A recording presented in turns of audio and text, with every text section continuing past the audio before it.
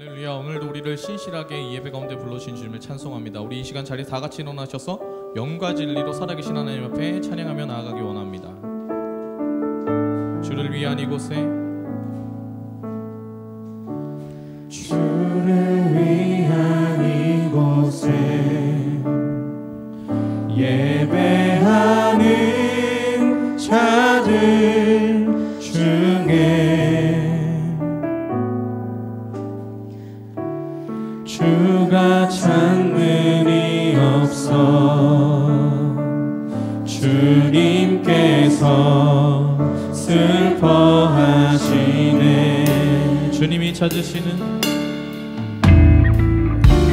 주님이 찾으시는 그 한 사람 그의 배자, 내가 그 사람 되니 간절히 주께. 아멘. 주 은혜로 이곳에 서 있네. 주 은혜로 이곳에 서 있네. 주 임재에 엎드려 절하네. 그 어느 것도 난 필요 없네. 주님만 경배해. 주 은혜로 이곳에 서 있네. 주 임재에 엎드려 절하네. 그 어느 것도 난 필요 없네. 주님만. 다시 한번 고백하며 나아갑니다. 주 은혜로 이곳에 서 있네. 주 은혜로 이곳에 서 있네. 주 임재에 엎드려 절하네. 그 어느 것도 난 필요 없네. 주님만 경배해. 주 은혜로 이곳에 서 있네. 주 임재에 엎드려 절하네. 그 어느 것도 난 필요 없네. 우리 꾸준히 바라보시면서 서로 큰 소리로 주님을 찬양하며 나아갑니다. 주 은혜로 이곳에 서 있네. 할렐루야. 주 은혜로 이곳에 서 있네. 주 임재에 엎드려 절하네. 그 어느 것도 난 필요 없네.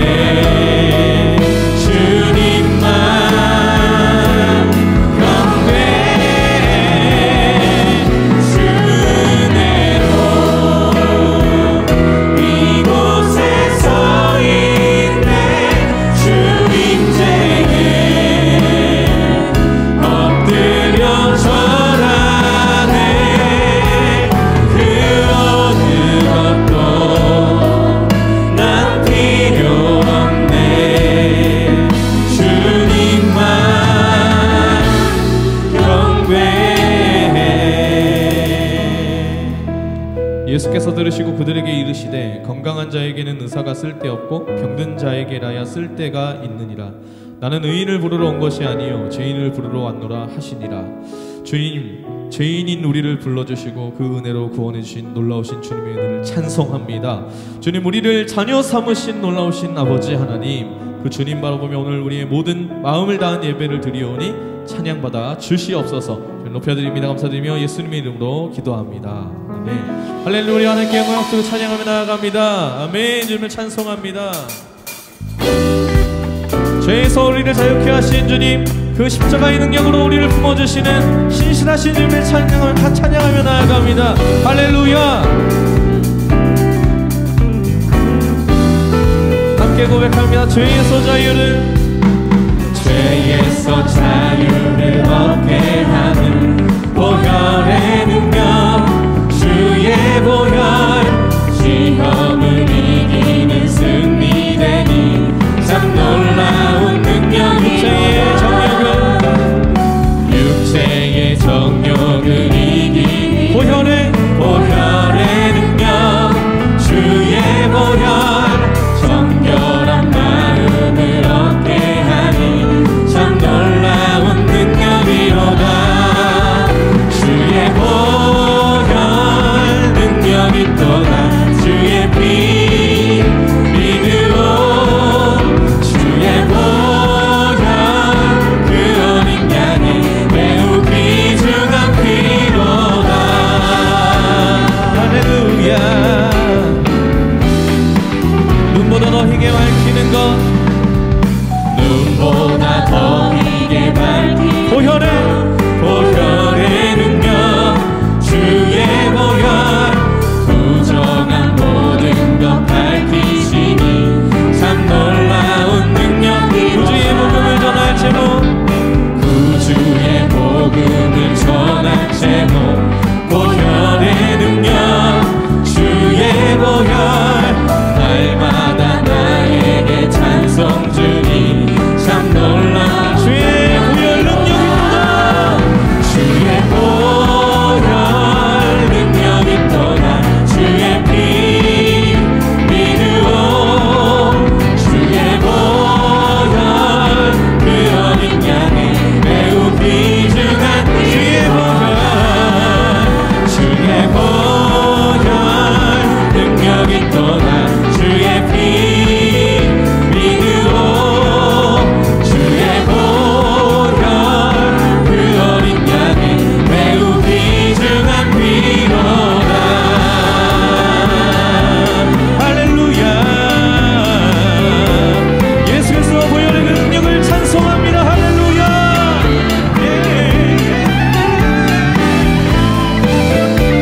주의 보혈, 주의 보혈 능력이 또다.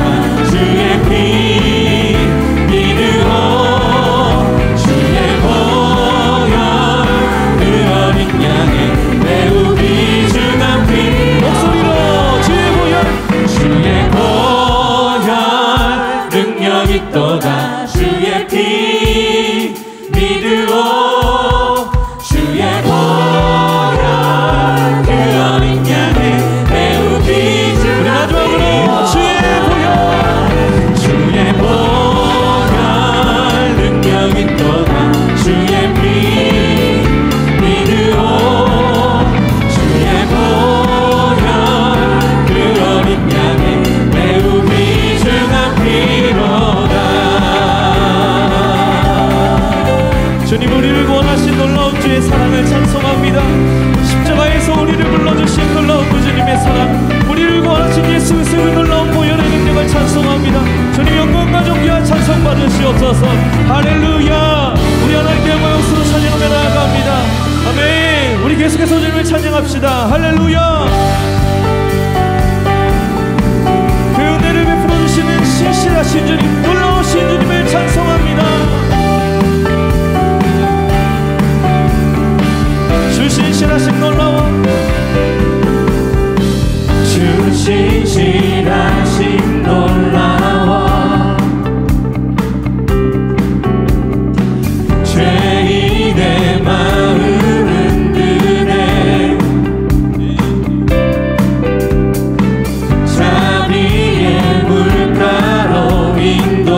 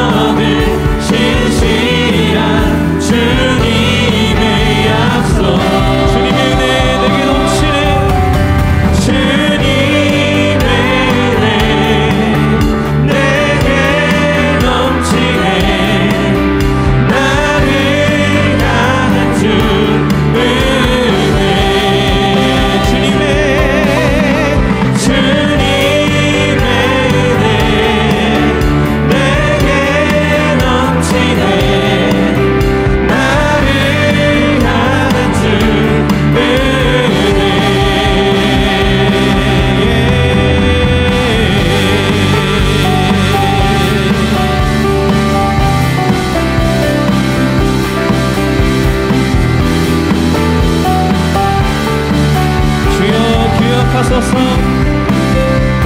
주여 기억하소서. 주 백성 자녀들 신실한 주님의 약속. 주여 기억하소서. 주여 기억하소서. 주 백성 자녀들 신실한 주님. 전심으로 주여 기억하소서. 주여 기억하소서. 주 백성 자녀들 신실한 주님의 약속.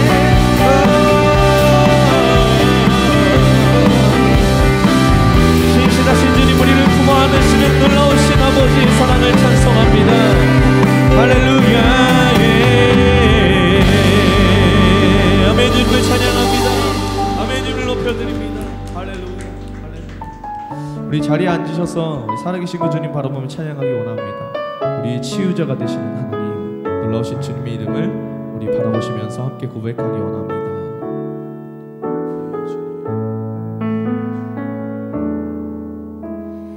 예수 나의 좋은 치료자,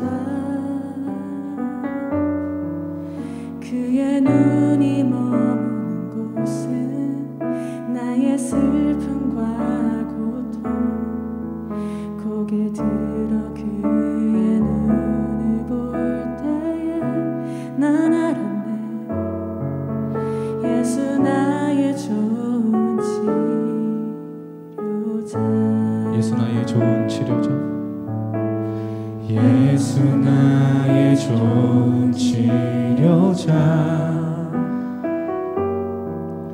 그의 손길이 닿는 곳은 나의 상처와 아픔, 영원히 흐를 것 같았던 눈물 다 멎었네. 예수 나의 치료자. 나 노래하리라. 나 노래하리라.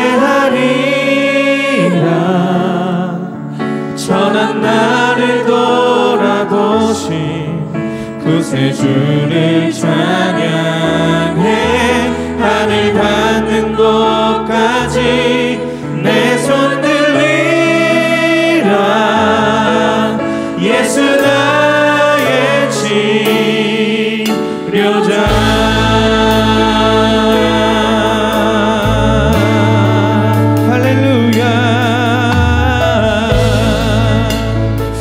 생명이신 주를 바라보시면서 함께 고백하기 원합니다. 예수 나의 좋은 치료자.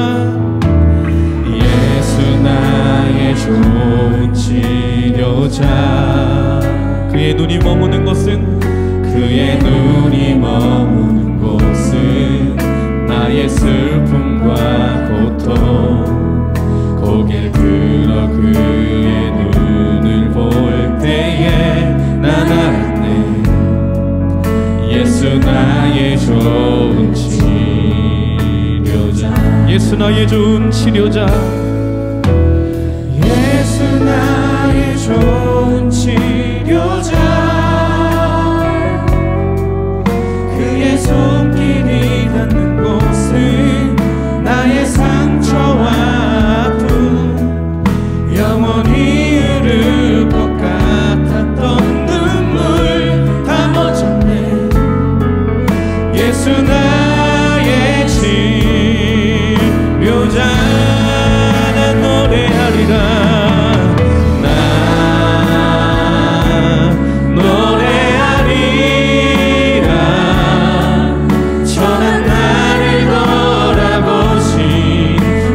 주를 찬양해 하늘 닿는 곳까지 내 손 들리라 예수 나의 치료자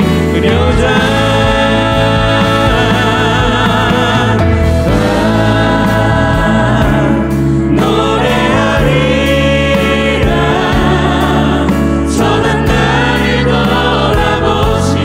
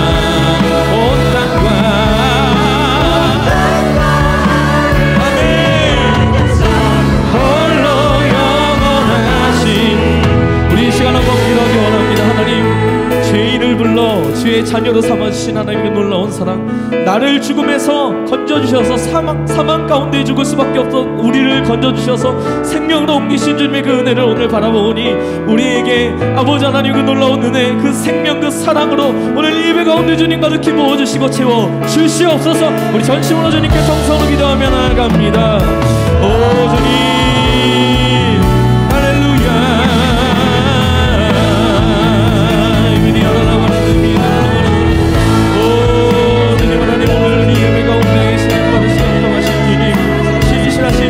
찬송하며 나아갑니다. 확대하신 주님의 이름, 아버지 하나님 영광 받으시기 합당하신 주님의 이름, 아버지 하나님 우리 삶 가운데 성취하신 주님 새 일을 행하시는 하나님, 우리의 아버지가 되시는 그 주님을 찬양하며 나아가오니 오늘 예배 가운데 하늘의 신령한 복으로 하나님 우리 가운데 부어주시옵소서, 부어주시옵소서. 할렐루야.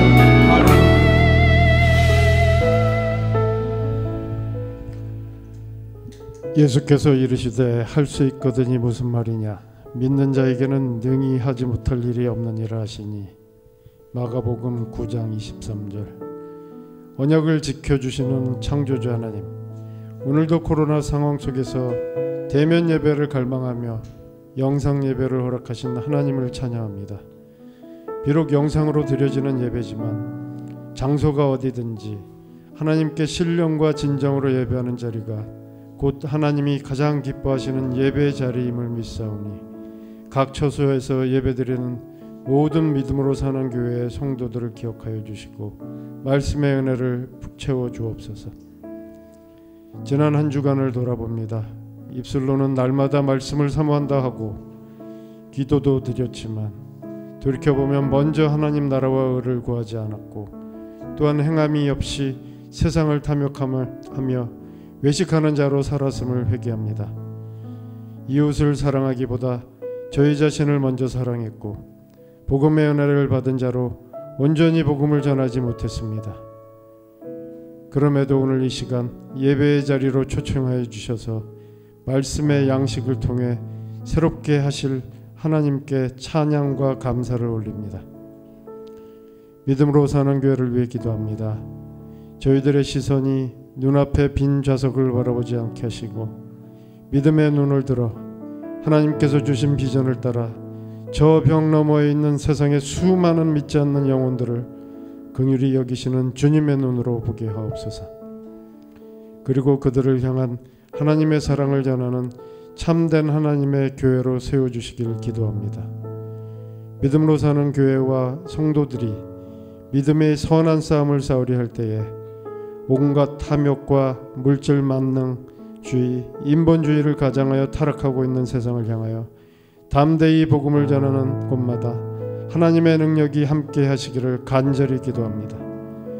말씀을 전하실 김경훈 목사님의 한량없는 은혜를 더해 주셔서 오늘 선포되는 말씀을 통해 저희들의 삶을 변화시켜 주시고 하나님의 향기를 세상에 전하는 복음의 통로로 세워주시기를 간절히 기도합니다.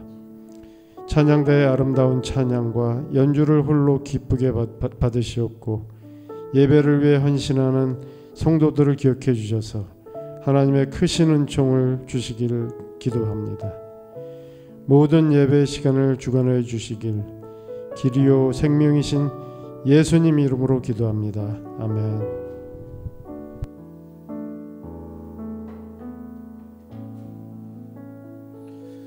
할렐루야. 오늘도 우리 믿음으로 사는 교회 예배 가운데 오신 여러분 축복합니다. 우리 좌우 앞뒤 계신 분들 한번 인사하시겠습니다. 하나님의 은혜가 넘치게 부어지길 소망합니다. 한번 인사하시겠습니다.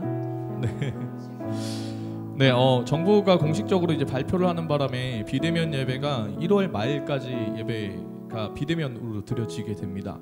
사실은 이제 목회자의 입장에서 생각해 보면 너무 그립고 너무 대면으로 만약에 풀리게 돼가지고 우리가 가족들이 한 군데 다 모여가지고 예배하게 되면 눈물이 날 것 같습니다. 사실은 눈물이 날 것 같고 지금도 막 너무 많이 뵙고 싶고 함께 예배하고 싶은데 그러지 못하는 상황이 너무 아쉽고 힘들거든요. 근데 이제 그 목사님께서 그런 얘기를 한번 하셨어요. 어두움이 깊어지면 깊어질수록 새벽에 태양이 떠오르는 시간이 가까워 오는 거라고. 우리가 소망을 예수님께 두고 그 주님 바라보시면서 우리의 믿음 잃지 않고 그 시간들 동안 잘 버텨냈으면 좋겠습니다. 이 시간 그 가운데 필요한 게 가장 무엇이면 평강인 것 같아요. 평안인 것 같고요. 우리 이 시간은 좌우에 앞뒤에 계신 분들, 영상으로 예배하시고 계신 분들은 옆에 함께 예배하고 있다면 손을 뻗어서 한번 고백할까요? 평화, 하나님의 평강이, 평화, 하나님의 평강이 당신의 삶에 넘쳐나기를. 평화, 하나님의 평강이 당신의 삶에 가득하기를 축복합니다. 네, 서로를 향한 축복의 것으로 환영하기 원합니다. 네, 사랑합니다. 축복합니다. 오늘 하나님께서 우리에게 주신 말씀 함께 교독하기 원하는데요. 마가복음 2장 13절에서 17절까지의 말씀입니다. 마가복음 2장 13절에서 17절까지의 말씀, 저 여러분이 한 절씩 교독하기 원합니다. 제가 먼저 읽습니다. 예수께서 다시 바닷가에 나가심에 큰 무리가 나왔거늘 예수께서 그들을 가르치시니라. 또 지나가시다가 알페오의 아들 레위가 세간에 앉아 있는 것을 보시고 그에게 이르시되 나를 따르라 하시니 일어나 따르니라. 그의 집에 앉아 잡수실 때에 많은 세리와 죄인들이 예수와 그의 제자들과 함께 앉았으니 이는 그러한 사람들이 많이 있어서 예수를 따름이러라. 바리새인의 서기관들이 예수께서 죄인 및 세리들과 함께 잡수시는 것을 보고 그의 제자들에게 이르되 어찌하여 세리 및 죄인들과 함께 먹는가. 함께 있습니다. 예수께서 들으시고 그들에게 이르시되 건강한 자에게는 의사가 쓸데없고 병든 자에게라야 쓸데있느니라. 나는 의인을 부르러 온 것이 아니요 죄인을 부르러 왔노라 하시니라. 아멘. 네, 지금 이 시간에는 특별한 순서가 하나 준비되어 있는데요. 저희가 이제 몇 번 기도 제목을 나눴었는데 그 찬양 음원을 저희가 준비하고 있다고 말씀드렸었습니다. 거의 작업이 다 끝났고 이제 발매만 남겨두고 있는데 오늘 특별히 이 예배 가운데에 CLF 워십 우리가 준비한 그 찬양, 기존에 있었던 찬양이 아니라 새로운 찬양으로 하나님 찬양하기 원하거든요. 함께 이렇게 고백하실 때 큰 은혜 받으셨으면 좋겠습니다.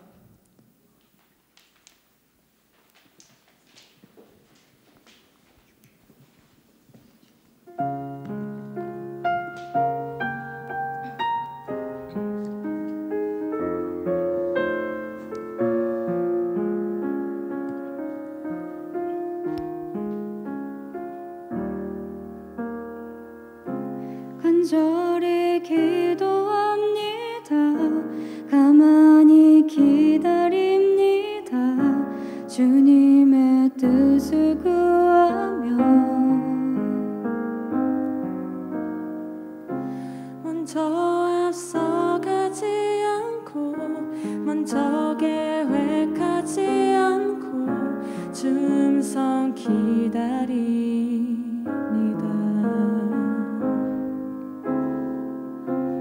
순조롭지 않을 때라도 아무 일도 없을 때라도 요동하지 않으며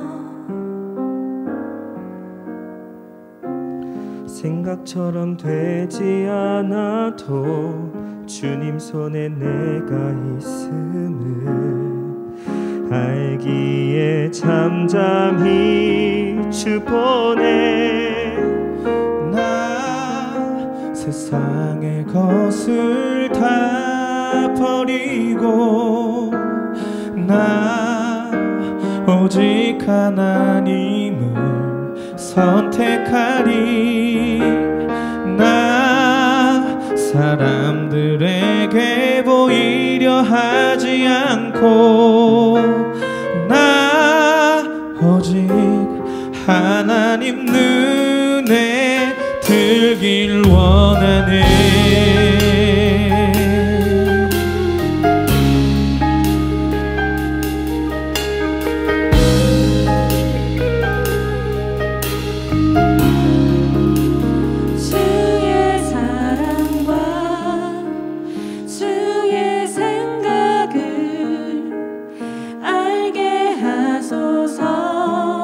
깨닫게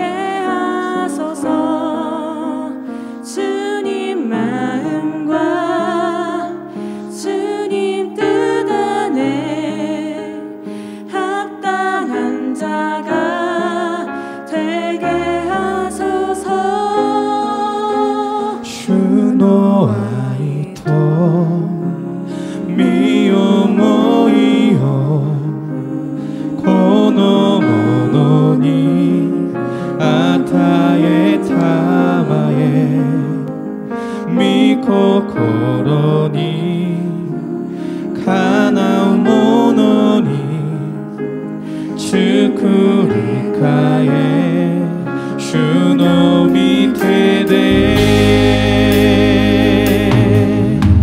主은혜로 구원 얻었고 주 은혜가 나를 붙드시네 영원히 믿음 지키시고 끝까지 인도하시니 내 구민이 요리스크 아래 내 구민이 오 아래테 또와니 코코로 마모리 미치미 이길 타마에 주로 아리토 미오모이오 고노모노니 아타에 타마에 미코코로니 가나오노니 츠쿠리카에 주노 미테데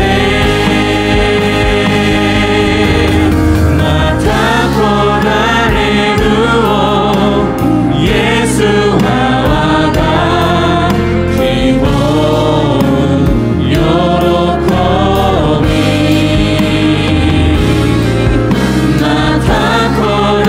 마타코라레루오 예수노 마에니 삼비 사사루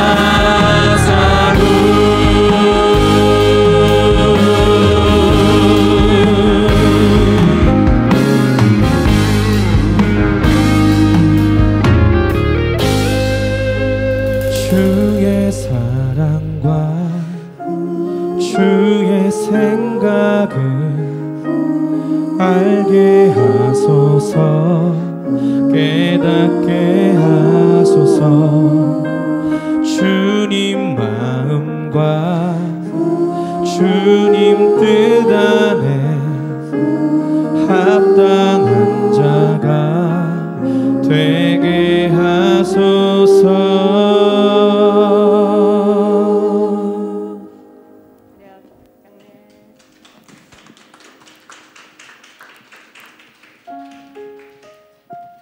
자, 우리 하나님 앞에 큰 감사의 박수 한 번 더 드리겠습니다.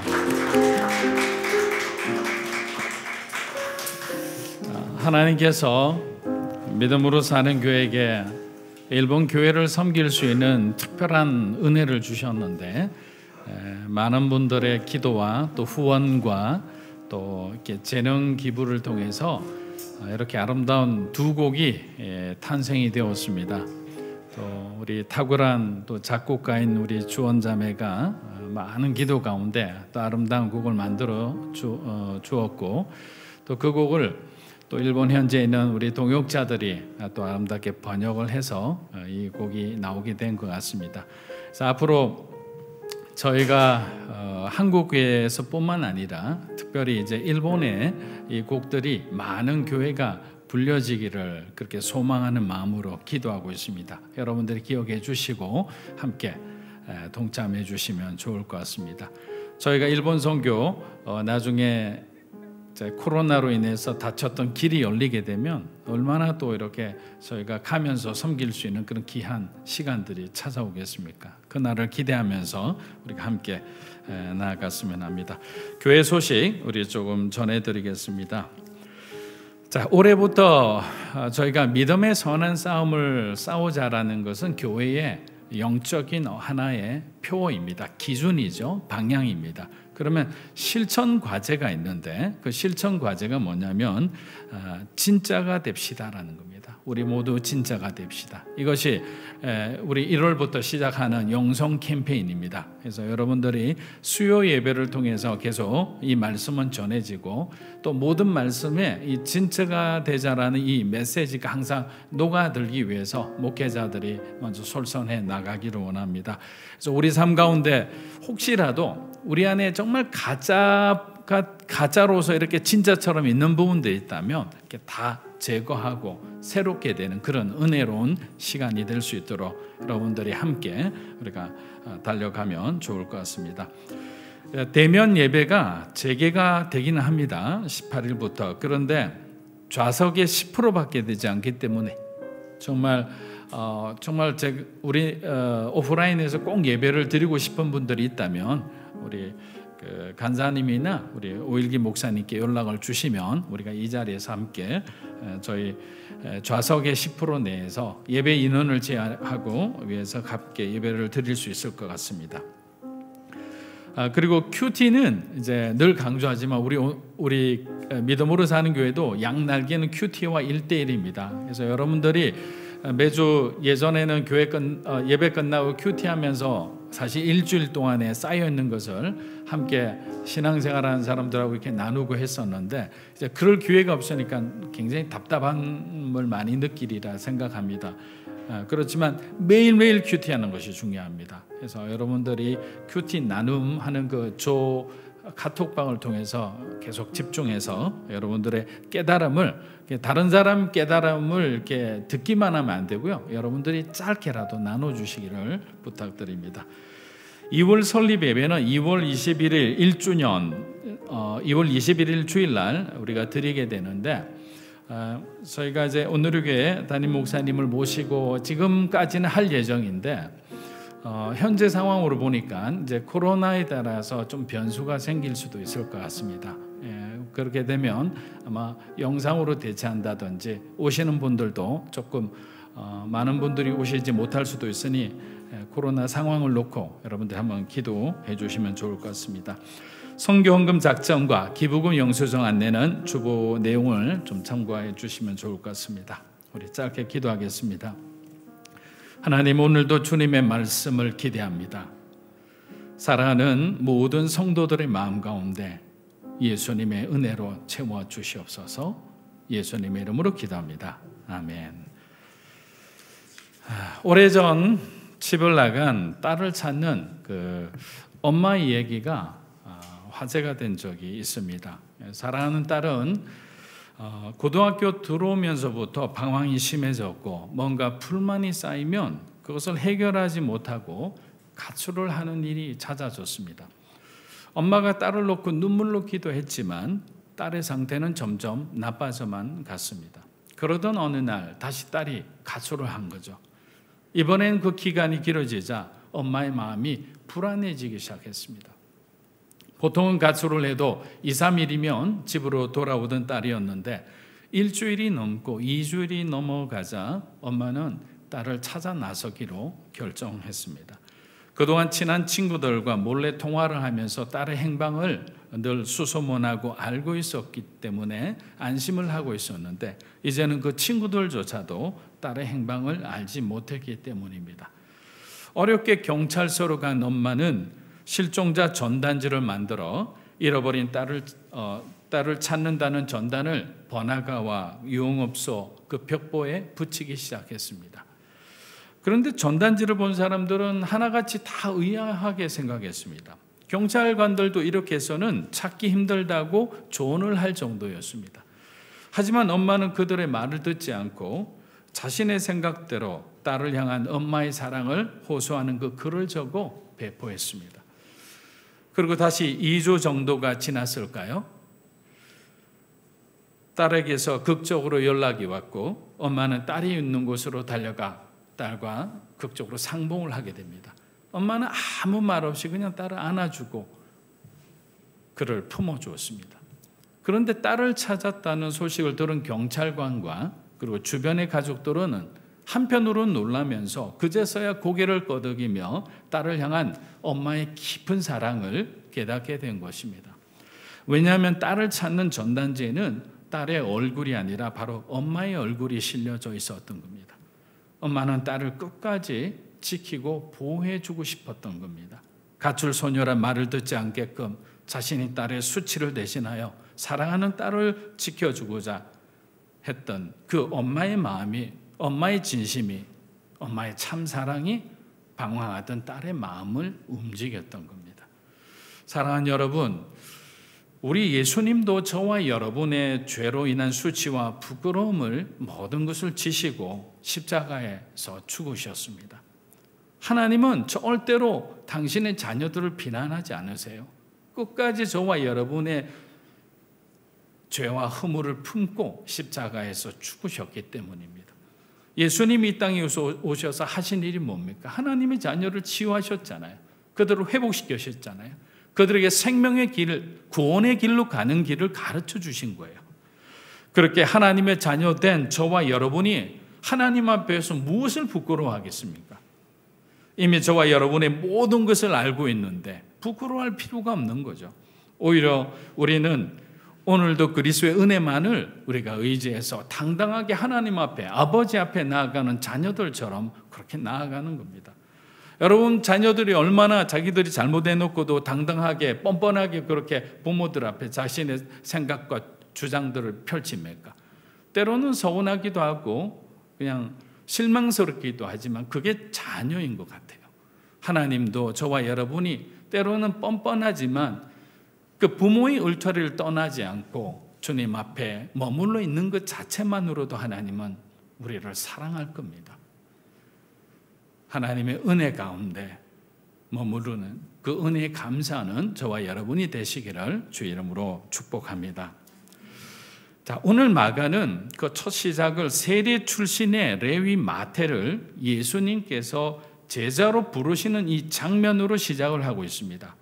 어떻게 보면 마가를 통한 마태의 재발견이라 이렇게 말할 수 있습니다. 우리 마가복음 2장 13절에서 14절입니다. 예수께서 다시 바닷가에 나가심에 큰 무리가 나왔거늘 예수께서 그들을 가르치시니라. 또 지나가시다가 알페의 아들 레위가 세관에 앉아 있는 것을 보시고 그에게 이르시되 나를 따르라 하시니 일어나 따르니라. 자, 중풍병자 사건 이후에도 예수님은 가버나움의 회당들에서 사역을 하셨죠. 그러나 이전만큼은 그렇게 환영받지 못했던 것 같습니다. 왜냐하면 중풍병자를 고치면서 자신이 하나님의 아들이심을 간접적으로 선포하셨기 때문입니다. 예수님의 동정을 살피러 온 그 예루살렘 서기관들 바로 코앞에서 아들아 내가 너의 죄를 사하노라라고 도발하셨으니 유대 정통주의를 고수하려던 그 바리새인과 서기관들에게는 예수님은 이제는 불편한 존재가 된 겁니다. 자신들의 어떤 아성을 깨뜨릴 수 있는 위험한 존재가 된 거죠.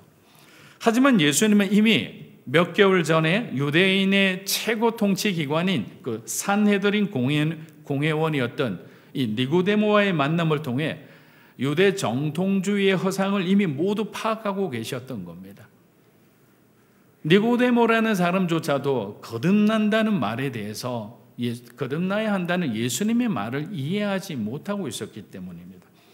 그들은 하나님을 안다고 말하나 사실은 전혀 알지 못하고 있었던 겁니다. 율법을 지킨다고 하면서도 율법의 완성자로 이 땅에 오신 예수님을 알지 못한다는 것은 누구나 이해할 수 없는 그러한 일들입니다. 그래서 예수님은 공생의 전반기에는 갈릴리를 주변으로 회당을 주변으로 사역을 하셨지만 후반기로 들어가면서 예루살렘을 중심으로 유대 전역에서 하나님의 그 천국 복음을 전하셨던 겁니다. 오늘도 바닷가로 나가시자 예수님의 말씀을 듣기 위해 많은 사람들이 몰려오고 있습니다. 저는 이 구절을 한 구절의 짧은 표현이지만 보는 순간 어떤 마음이 드느냐면 얼마나 사람들이 복음에 갈급했을까라는 생각이 듭니다. 저와 여러분이 갈급할 때가 있잖아요. 주님을 정말 간절히 찾을 때가 있는데 문제는 뭐냐면 우리가 찾을 때 주님이 만나주시면 우리 안에 있는 영적인 모든 문제들과 생각들이 이게 해결이 되는데 찾아도 하나님이 침묵하실 때가 있어요. 그만큼 힘들 때가 없습니다. 아무리 울고 불고 부르짖어도 때로는 우리가 힘에 지나도록 하나님 앞에 우리의 헌신을 보여줘도 하나님이 그냥 가만히 계실 때가 있거든요. 바로 그 순간이 사실은 우리의 믿음이 만들어지는 시간이죠. 강해지는 시간이죠. 만약에 우리가 뭔가 하나님 앞에 구할 때마다 하나님이 응답한다면 아마 우리의 마음은 순간적으로 다른 형태의 학습을 받을 겁니다. 아, 내가 힘들 때 조금만 하나님 앞에 이렇게 뭔가 이렇게 간구해도 하나님은 결국 들어주시는구나. 이런 잘못된 학습은 우리의 신앙에 왜곡된 신앙을 낳게 되는 거예요.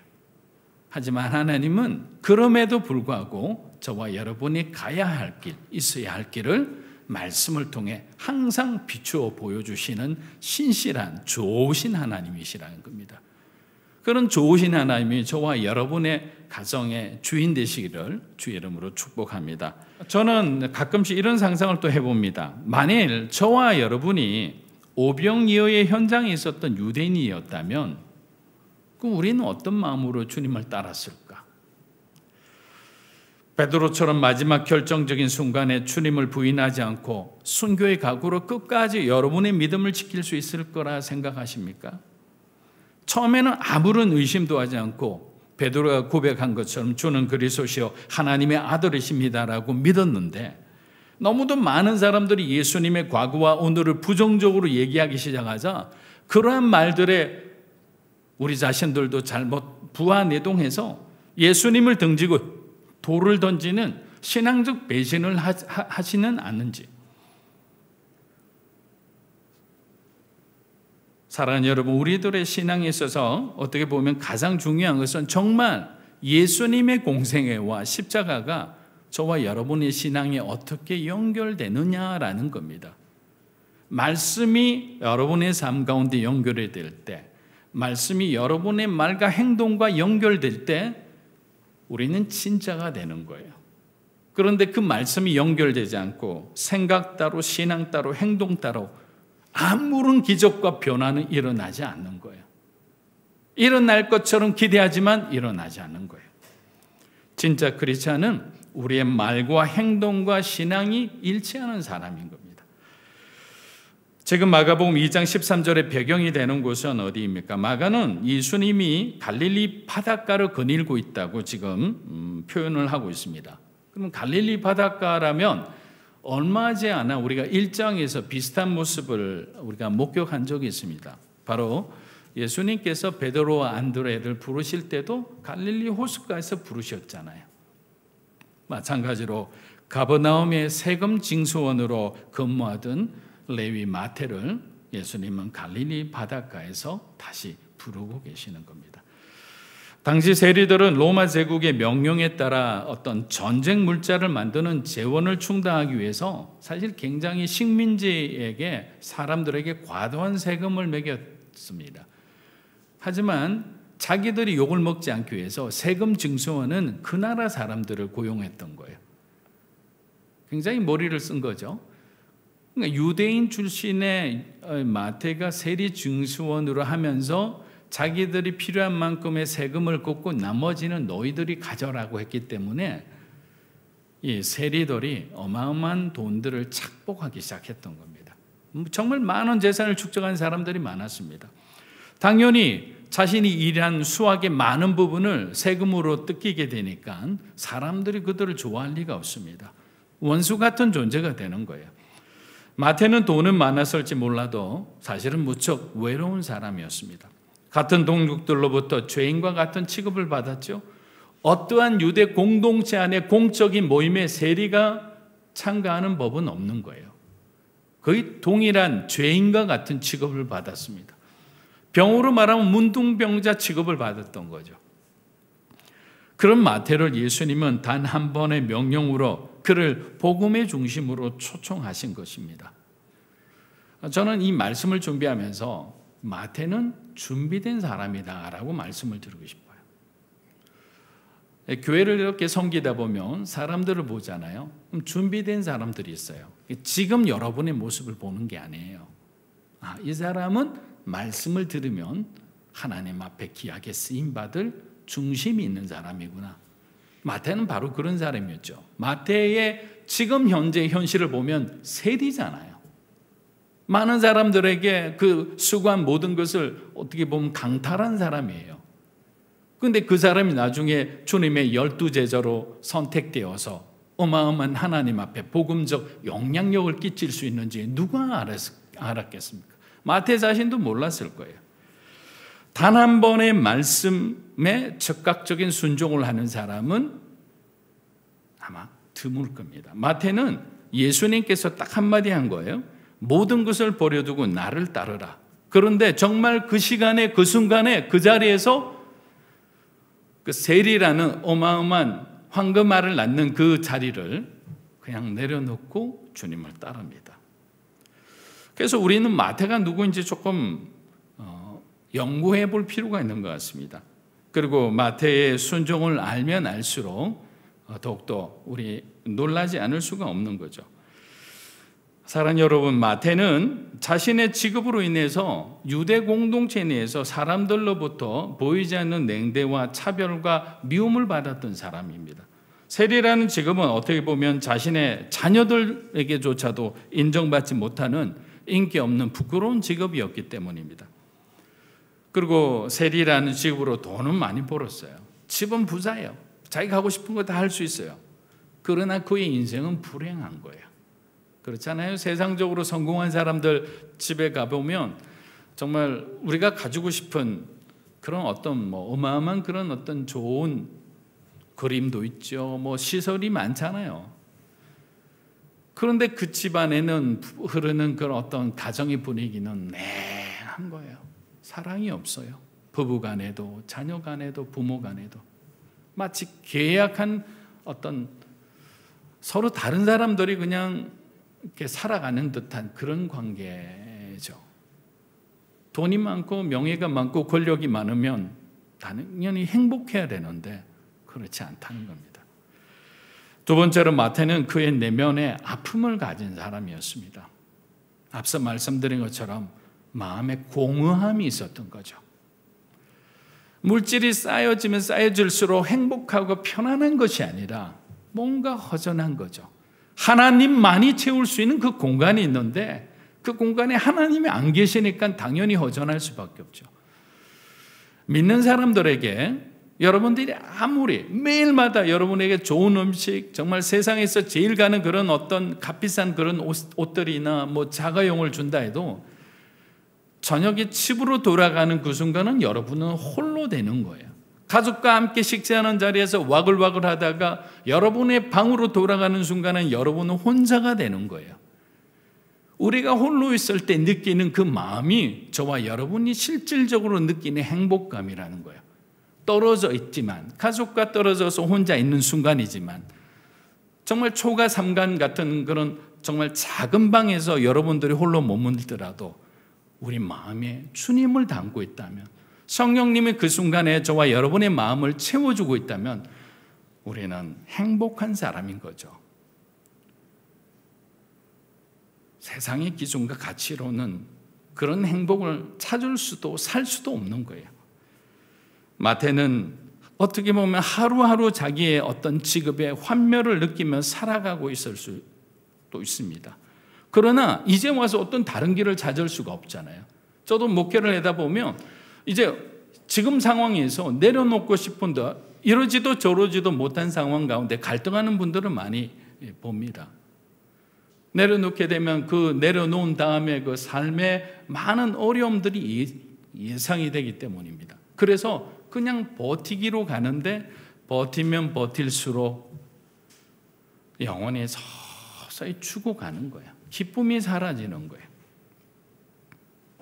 근데 바로 그때 예수님이란 분이 가버나움에 오셔서 말씀을 전하시고 그 말씀이 아주 놀라운 마치 천국의 비밀을 풀어내는 말씀이라는 것을 듣습니다. 그리고 그분이 찾아가는 곳마다 놀라운 기적이 일어난다는 얘기도 들었습니다.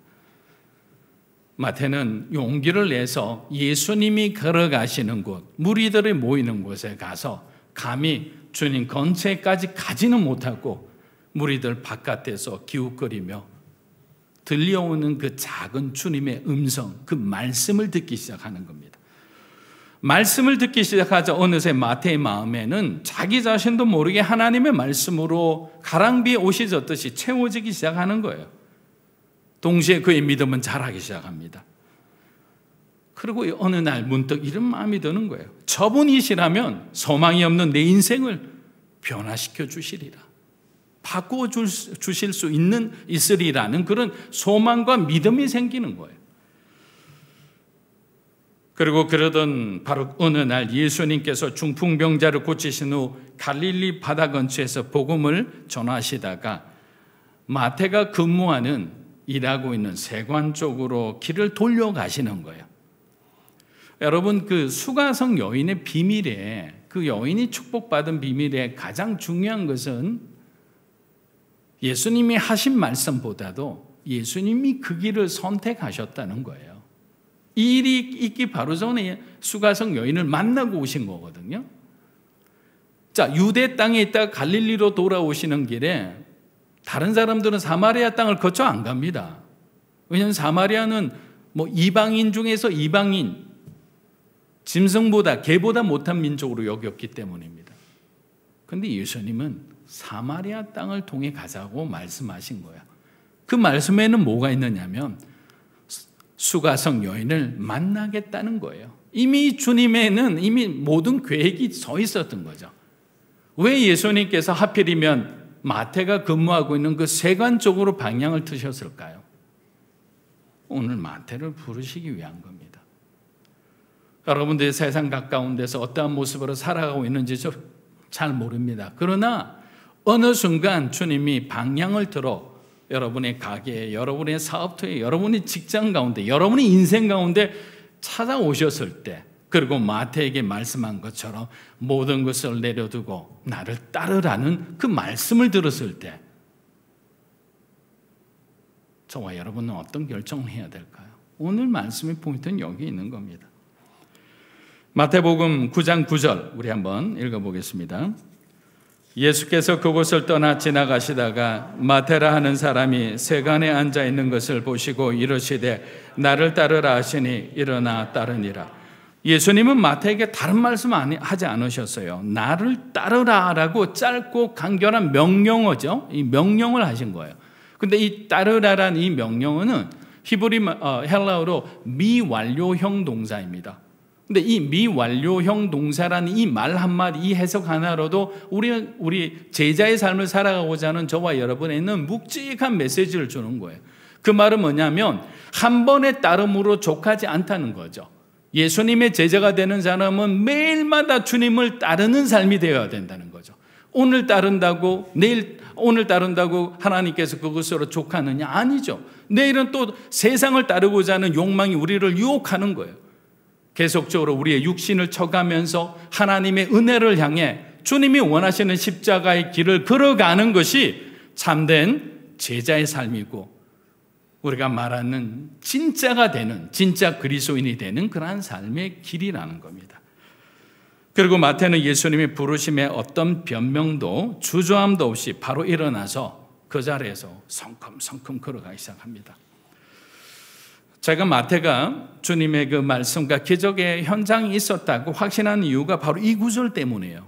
왜냐하면 저와 여러분의 헌신의 기준은요, 그 순간 감동받은 우리들의 감정이 아니에요. 감정은 오래가지 못하잖아요.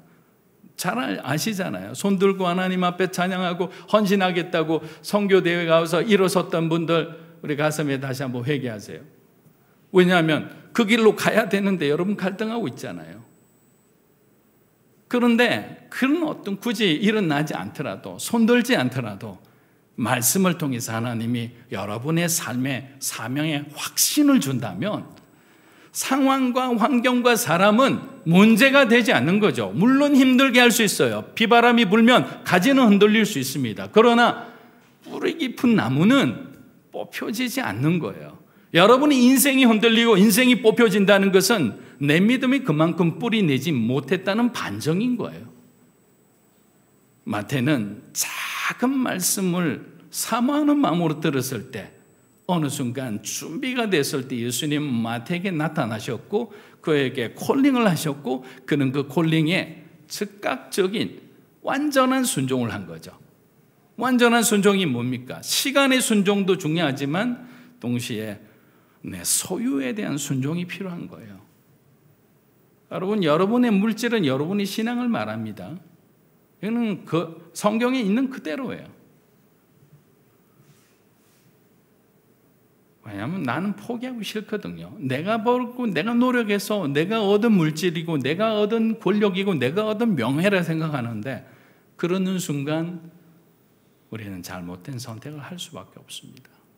이거는 아주 그냥 오래전부터 진리와 같이 증명된 겁니다. 사랑하는 여러분, 그 어떤 제자도 12제자 중에서 마태처럼 한 번에 모든 것을 포기한 제자는 없었습니다.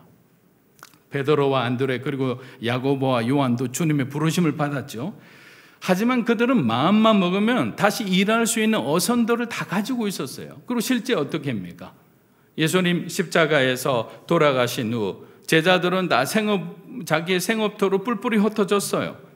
베드로가 부활하신 주님을 만난 곳이 어디입니까? 갈릴리 바다, 디베라 바다잖아요. 거기서 무엇을 하고 있었습니까? 고기를 잡고 있었어요. 고기를. 생업으로 돌아갔다는 거예요. 그러나 마태는 세리는 한번 그만두면 다시 세리가 될 수가 없어요. 다른 사람은 그 자리를 차지하기 때문이에요. 다 버린 거예요. 다. 여기까지만 보면 마태 인생은 끝이 난 듯 보입니다. 주변에서는 굉장히 레디컬한 극단적인 선택이었다고 한마디 거둘 수 있습니다.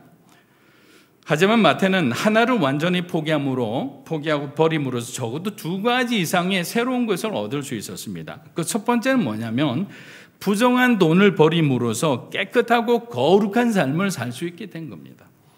예전의 삶과는 비교할 수 없을 정도로 그의 삶은 점점 가난해질 수밖에 없죠. 왜? 이제는 직업이 없잖아요. 주님의 제자라는 명예로운 직업이 있지 돈을 벌 수 있는 사람이 안 된 거죠. 하지만 그의 마음은 점점 부유해진 겁니다. 저는 여러분이 이 마음이 부유해진다는 그 말의 의미를 여러분의 삶 가운데 반드시 경험하기를 주의 이름으로 축복합니다. 그걸 경험할 때가 있어요. 선교지 현장에 가거나 여러분이 어느 순간에 하나님을 진하게 껴지는 가운데 꺾여지는 가운데 주님을 경험할 때 울면서 하는 말이 주님밖에 없습니다 라고 고백하는 거예요. 주님밖에 없습니다. 이렇게 해보고 저렇게 해봐도 주님밖에 없습니다. 이것이 여러분의 고백이 되고 저의 고백이 되기를 축복합니다. 두 번째는 그는 세리라는 직업은 잃었으나 새로운 사명을 받았죠. 마태는 예수 그리스도의 12제자 중 한 사람이 된 겁니다. 그런데 하나님이 저와 여러분을 쓰실 때요, 기존에 여러분이 살아왔던 그 지난 시간들을 지우지 않으세요. 안심하세요. 다 쓰세요. 제가 CGN TV에서 미디어 사역을 했다면 미디어 사역 하나님 쓰시겠죠. 제가 15년 동안 일본 사역을 했다면 하나님께서는 일본 복음화를 위해서 저와 우리 교회를 사용하실 거예요. 어떤 사람은 여러분이 어떤 찬양을 하거나 어떤 작곡을 하거나 아니면 어떤 재능을 갖고 있더라도 하나님은 그 재능을 쓰시는 거예요. 마태는 세금 징수원이니까 기본적으로 어떤 성격일까요? 깐깐하잖아요. 꼼꼼하잖아요. 그리고 당시에는 보통 사람들이 하지 못한 그 펜으로 기록하는 기록의 문화에 굉장히 재능이 있는 사람이죠. 그래서 그 사람이 마태복음을 적었던 거예요. 아무나 은사가 없는 사람한테 그런 어떤 복음서를 적을까요? 베드로는 열정적인 사람이잖아요. 세상과 타협하지 않아 아주 굳건한 믿음을 가지고 있는 사람이지만 베드로 전후서 아주 짧은 것만 적게 하잖아요. 베드로 복음서라고 들어보셨나요? 없잖아요. 여러분의 은사를 하나님은 보여주신 거예요. 지금까지는 네가 어떻게 살 것인가를 지나온 인생을 보면 앞으로 내가 살아가는 부분에 비전들이 어느 정도는 예측할 수 있는 거예요. 갑자기 확 180도 되는 거는 아주 지극히 작은 케이스에 불과하다. 사랑하는 여러분, 예수님은 건강한 자를 부르러 오신 것이 아니라 하나님의 도움이 필요한 자를 부르러 오신 거예요. 마태는 그 부르심에 순종했고 하나님께서는 순종한 마태를 12제자의 반열에 세워서 마지막 그가 이디오피아에서 새날로 된 칼이 있어요. 날카로운 칼끝이 새날로 된 그 칼, 미늘칼이라는데 그 칼에 찔려 순교하기까지 하나님께서는 그를 귀하게 사용한 겁니다. 마태는 자신이 이렇게 하나님 앞에 위대하게 쓰임받을 줄 알았을까요? 절대로 아닙니다. 몰랐을 겁니다. 하지만 마태가 이렇게 쓰임받을 수 있었던 것은 그가 자기의 죄에 대해서 철저하게 인정하고 회개할 수 있는 사람, 돌이킬 수 있는 사람, 믿음의 사람, 말씀의 사람이었기 때문입니다. 사랑하는 여러분, 깨달음을 주는 그 시간이 돌이키는 시간이에요. 일어서는 시간이에요. 회복하는 시간이에요. 하나님 앞에 헌신하는 시간인 거예요. 우리가 우리의 시간에 주도권을 가지려고 하면 우리는 항상 실패하는 것 너무나 잘 알고 있습니다. 그 시간의 주인, 그 시간을 이끌고 가는 분은 하나님이셔야 되는 거예요. 근데 계속되는 반복되는 성공은 우리의 판단을 흐리게 하는 거예요. 그래서 많은 사람들이 실수하는 거고 많은 사람들이 타락하는 거예요. 그러나 적어도 마가와 마태와 주님의 제자들은 자신의 실패와 실수를 반복하지 않았다는 거예요. 그러면 우리는 진짜가 될 수 있습니다. 마가복음 2장 15절에서 16절 우리 한번 읽어보겠습니다. 그의 집에 앉아 잡수실 때에 많은 세리와 죄인들이 예수와 그의 제자들과 함께 앉았으니 이는 그러한 사람들이 많이 서서 예수를 따르미르라. 바리새인의 서기관들이 예수께서 죄인과 세리들과 함께 잡수시는 것을 보고 그의 제자들이 이르되 어찌하여 세리 및 죄인들과 함께 먹는가? 여러분 한번 보세요. 이제 주님께 헌신하여 따라갈 때 마태의 마음에는 어떤 마음이 있었느냐면 주님을 섬기고 싶은 거예요. 그리고 또 주님께 자신의 주변에 있는 사람들을 소개하고 싶은 거죠. 나도 이렇게 빛을 보아 다시 거듭나서 새로운 인생을 살아가는데 주변에 있을 거 아니에요. 자기 친한 친구들도. 그래서 조심스럽게 따라갑니다. 주님에게 말씀할 그런 기회를 봅니다. 하지만 헌신했지만 이미 주님을 따르던 기득권 제자들이 있잖아요. 베드로, 요한, 안드레와 그리고 그 외 제자들의 무리가 예수님 주변을 에워싸고 있었잖아요. 기적을 일으키는 분인데 마치 본인이 더 가까운 정말 가까이 가려고 하는 사람들이 있었는데 예수님이 세리인 마태를 부르자 주님이 불렀으니까 어떻게 말은 못하겠고 그 사람이 뒤로 따라올 때 어떻게 할까요? 오세요, 오세요 이렇게 할까요? 인상 딱 보면서 이렇게 힘을 주는 거죠. 지가 뭔데 너 세리잖아. 그런 차별하는 마음은 같은 그리스도인들 안에도 여전히 있다는 걸 여러분이 상상하는 게 아니고 인정을 해야 됩니다. 그럼에도 불구하고 마태는 주님을 따라갔어요. 그 어색한 분위기 가운데. 근데 드디어 기회가 되었을 때 주님께 다가가서 오늘 밤 주님과 주님의 제자들과 아직까지 주님을 모르는 제 친구들을 초청해서 잔치를 벌이면 안 되겠습니까? 세리로서 마지막 주님을 위한 준비한 잔치였던 거예요. 그래서 초청을 해서 정말 아름다운 정말 은혜로운 시간을 보내고 있는데 한쪽 기퉁에서는 여전히 은혜 받지 못한 사람들, 어둠의 자식들은 그거를 그렇게 보지 않습니다. 고깝게 보고 있는 거죠. 그 바리새인들과 서기관들은 그 모습을 보면서 예수님에 대해서 다시 한번 물음표를 가지는 거예요. 아니 도대체 저 사람은 어떻게 갈피를 잡지 못하겠다. 말씀을 들으면 주옥 같은 말씀이고 내가 예루살렘에서 저보다 더 깊은 말씀을 전하는 자를 못 보고 사람들에게 손을 댔을 때 소경이 눈을 뜨고 귀신들이 떠나가고 그 질병들이 완전히 다 치유가 됐는데 저렇게 능력 있는 사람들이 왜 우리 이 기득권에 있는 이 지도자들하고 하나가 되지 못하고 저런 더러운 사람 불가촉 죄인들과 함께 밥을 먹고 즐거워할까? 회개하지 않으면 이해를 못하는 거죠. 어떻게 이해를 하겠어요? 하나님 나라를. 그리고 제자들 몇 명을 불러서 협박하듯이 합니다. 왜냐하면 권세 있는 자들이니까. 야, 너 스승인 저 사람 왜 저런 행동을 하느냐? 가서 좀 말을 해라. 앞으로는 저런 사람하고 접촉하지 말도록 너희 리더를 잘 섬겨야 될 거 아니야? 이런 얘기를 하는 거를 예수님이 들으신 거예요. 들으시고 난 뒤 예수님은 이렇게 하는 거죠. 불러서 뭐라고 합니까? 오늘 말씀의 핵심입니다. 2장 17절 한번 읽어보겠습니다. 예수께서 들으시고 그들에게 이르시되 건강한 자에게는 의사가 쓸데없고 병든 자에게 쓸데있느니라. 나는 죄인을 부르러 왔노라 하시니라. 사랑하는 여러분, 예수님께서 성육신 하신 이유는 작은 말씀의 빛만으로 충분히 자기 스스로 구원의 길을 찾을 수 있는 그런 믿음 좋은 건강한 사람들을 위해서 아니라는 거죠. 오신 것이 아니에요. 어떻게 보면 예수님께서 부르러 오신 자들은 세상 속에 무거운 짐진 자들이죠. 율법에 갇혀가지고 꼼짝달싹할 수 없는 그 죄인들, 꿈과 희망을 잃어버린 자들, 갈 길을 몰라 세상 가운데 방황하고 유리하는 자들, 진리에 갈급해 추리고 목마른 자들, 이런 자들을 위해서 주님이 오신 거잖아요. 그렇게 저와 여러분이 오늘 이 시간 주님 앞에서 하나님, 내가 죄인입니다, 내가 병든 자입니다 라고 고백하는 순간 예수님은 저와 여러분의 치료자가 되어 주실 겁니다. 여러분의 구원자가 되어 주실 겁니다. 여러분이 지나온 시간들을 한번 잠시 한번 생각해 보십시오. 하나님께서 우리를 얼마나 용서해 주셨고 기회를 주셨는지. 근데 아직까지도 방황하고 갈등한다면 이제는 우리 안에 있는 가짜 바리새적인 이 생각들 다 지워내야 되는 거예요. 진짜가 되는 삶은 쉽지 않습니다. 운동 안 하다가 여러분들 체육관 갔다가 나는데 일주일 동안 근육통이 힘들어하는 사람들 많이 봅니다. 물론 저도 그렇습니다. 안 하다가 운동을 하니까 이상한 근육들이 생기잖아요. 근데 그 근육통에 무너지는 사람들이 너무나 많은 거예요.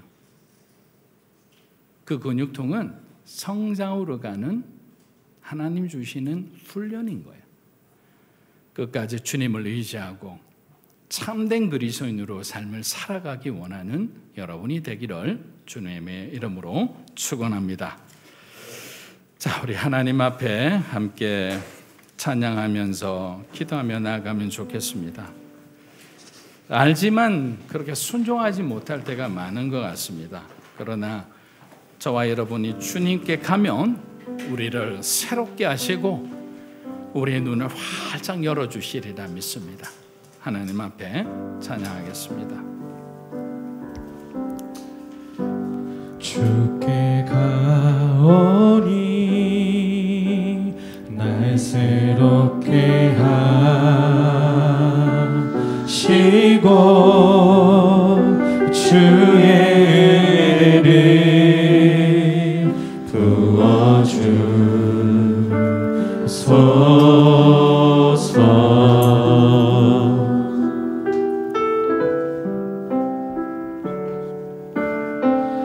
내 안에 발견한 나의 연약함 모두 벗어지리라.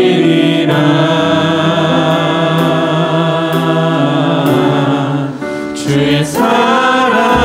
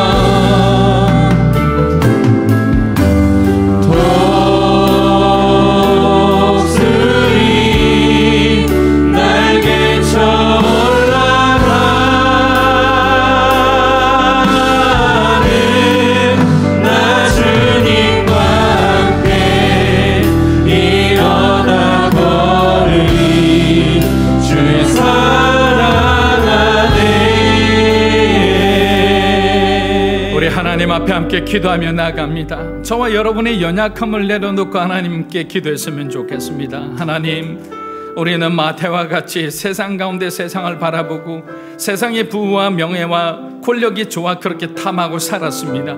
이제는 하나님, 주님의 말씀이 필요합니다. 주님의 은혜가 필요합니다.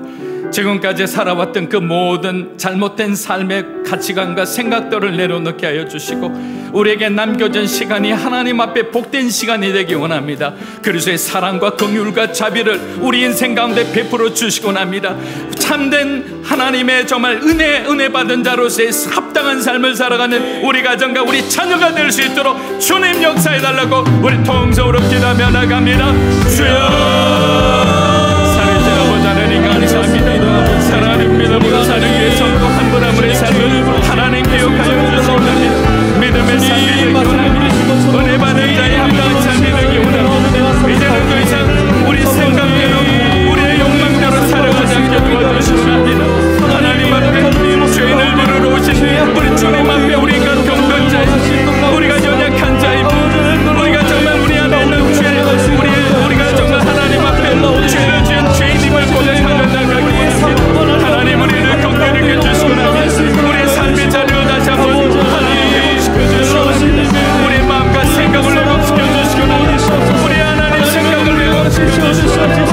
우리의 믿음을 회복시켜 주시옵소서. 주님이 원하시는 삶을 살아가시옵소서.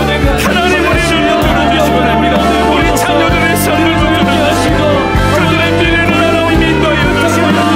우리 모든 인간과 교회를 붙들어주시옵소서. 내 내면에 있는 모든 상처와 아픔을 하나님 내려주시옵소서. 말씀으로 채워주시옵소서. 믿음의 믿음을 다해주시옵소서. 하나님 감사해 주시고 교회를 위해서 기도합니다. 오랫동안 기도하며 만들어왔던 이 찬양 음원들이 하나님 한국 땅에 특별히 일본 교회 가운데 주님과 함께하는 그 은혜, 주님을 바라보는 또 주님의 말씀과 주님의 그 찬양 가운데 주님이 주시는 그 용서와 자비와 정말 사랑을 경험하는 그러한 찬양이 되게 하여 주시고 찬양 사역을 통해서 예배 사역을 통해서 말씀 사역을 통해서 일본 교회에 하나님 우리가 귀한 통로로 쓰임받는 믿음으로 사는 교회가 될 수 있도록 축복해달라고 우리가 선교 사역을 위해서 우리 특별히 일본을 놓고 축복하며 기도하며 나갑니다. 주여,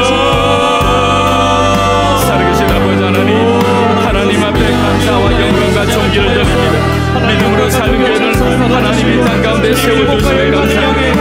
하나님의 일본 땅이 사랑하는 주님의 백성들을 기억하여 주시고 이를 위해 헌신하고 수다를 이루고 교회들과 정말 세계 각국에서 우리 귀한 선교사님 우리 CJ 집회원 하나님 정말 이름도 믿고 빛도 없이 숨기는 많은 주의 종들을 기억하여 주시고 믿음으로 사는 교회 하나님 세워지는 교회를 일본을 위해서 기도하며 축복하는 하나님의 귀한 놈으로 쓰임받는 찬양 음원을 활용하여 하나님의 위로가 기원하며 하나님의 치유와 회복이 기원하며 그렇게 하나님 앞에 쓰임받기 원합니다. 너희를 이해 삶을 위해서 많은 분들과 또 좋은 많은 은사가 있는 하나님의 귀한 분들이 필요합니다. 하나님께서 각자가 하나님 주신 그 공부에 합력하여 성령이 이루어지며 놀라운 하나님의 은혜로운 일들이 기적과 표기들이 일어날 수 있도록 주님 역사하여 주시기 원합니다. 하나님 붙들어 주시기 원합니다. 할렐루야.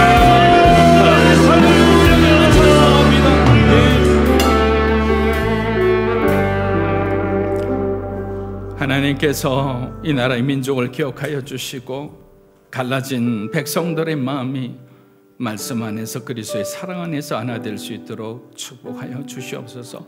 하나님의 공의와 정의가 어렵게 하시고 자신의 신념에 따라 살지 않으며 하나님을 바라보는 신앙에 따라 하나님 나라의 그 원칙에 따라 그 질서에 따라 마지막 이 땅 가운데 이 민족 가운데 허락하신 주님의 구속사에 정말 귀하게 쓰임받는 전도인의 삶을 살아가는 저희들이 될 수 있도록 축복하여 주시옵소서.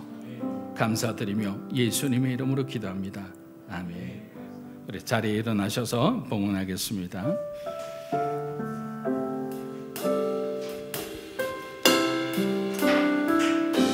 주님 내가 여기 있사오니 나를 보내소서. 나의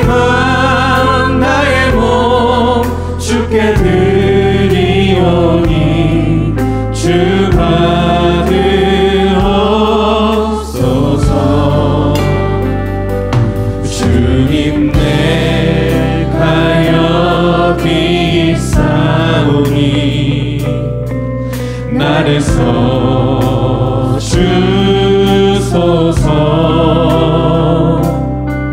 가진 것 모두 다 주께 드리오니 주가 되옵소서.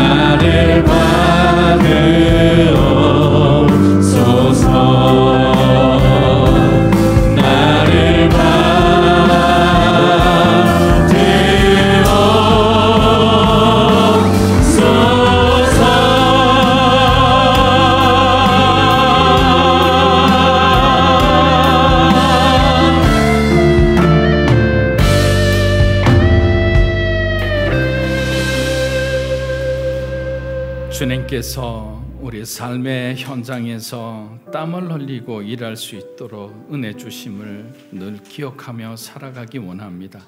오늘도 하나님께서 허락하신 귀한 축복의 열매에 우리가 마음을 구별하여 하나님 앞에 11조로 감사헌금으로 성경헌금으로 건축헌금으로 드립니다. 주님이 예물이 쓰여지는 곳마다 우리 예수님의 이름이 더욱더 빛나고 영광받아 주시옵소서. 사랑하는 성도들의 삶의 현장을 축복해 주시고 코로나로 인해서 참으로 어렵고 힘든 시간을 힘겨운 언덕을 넘어가듯이 넘어가는 귀한 성도들이 있습니다. 그애들의 믿음을 붙들어 주시고 이제는 그들의 생업의 환경을 활짝 열어주시기를 간절히 기도합니다. 이제는 우리 주 예수 그리스도의 은혜와 하나님 아버지의 크고 놀라우신 사랑과 성령님의 감화 감동 교동하심의 역사가 의인이 아니라 병든 자, 가난한 자, 갈급한 자, 외로운 자를 부르러 오신 그 주님의 부르심에 적극적인 순종으로 응답하며 하나님이 주시는 사명의 삶을 살아가기를 원하는 살아가는 믿음으로 사는 교회 성도 한 분 한 분의 삶과 그들의 자녀 위에 영상으로 예배드리는 귀한 믿음의 하나님의 백성들 위해 이 나라의 민족과 한국교회와 선교사님들과 일본 땅에서 수고하시는 귀한 믿음의 통역자들 위해 이제로부터 영원토록 함께 하시기를 간절히 축원하옵나이다. 아멘.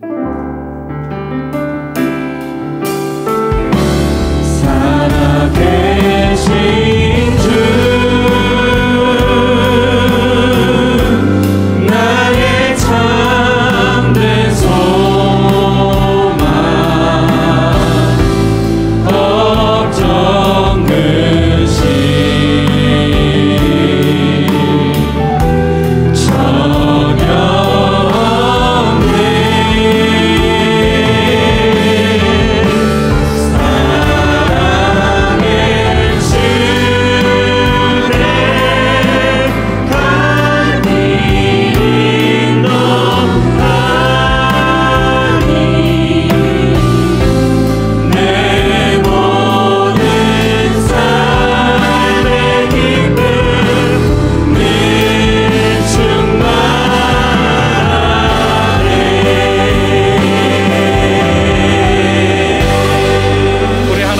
감사의 박수 드리겠습니다.